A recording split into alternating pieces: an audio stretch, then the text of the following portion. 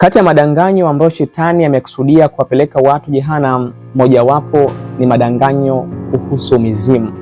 Na Ellen White anasimulia kwenye maandiko ya awali ukurasa wa 262 ya kwamba alimwona shetani kama kondakta na gari moshi lilikuwa likienda kwa kasi ya umeme, na anayesimulia ni mwinjilisti Silas Kanuda.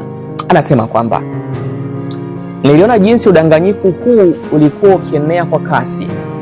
Nilioneshwa gari moshi lenye mabehewa likienda kwa kasi ya umeme.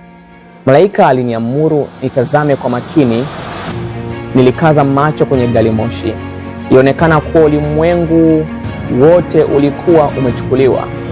Kisha akanionyesha kondakta alionekana kama mtu muungwana na mwema, ambaye abiria wote walimtumaini na kumheshimu sana. Nilijawa na wasiwasi na kumuuliza malaika aliyekuwa akiniongoza, huyu ni nani? Akanijibu akasema, ni Shetani, ni kondakta katika umbo la malaika wa nuru, anauteka ulimwengu. Umedanganywa katika udanganyifu mkuu na kuamini uongo ili uangamizwe. Wakala wake aliyemfuata kwa cheo ni dereva, na mawakala wake wengine amewaajiri katika ofisi mbalimbali kama apendavyo yeye, na wote wanaenda katika uangamivu kwa kasi ya umeme.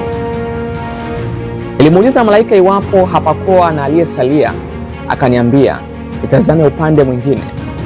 Niliona kundi dogo likisafiri kupitia njia nyembamba.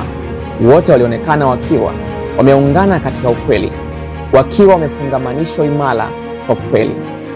Kundi hili dogo walionekana kudhoofika kama waliopita katika majaribu na vita vikali, na ilionekana kwamba jua lilikuwa limewazukia kutoka nyuma ya wingu na kuangazia nyuso zao, wafanya waonekane washindi kama ambavyo ushindi wao ulikuwa karibu.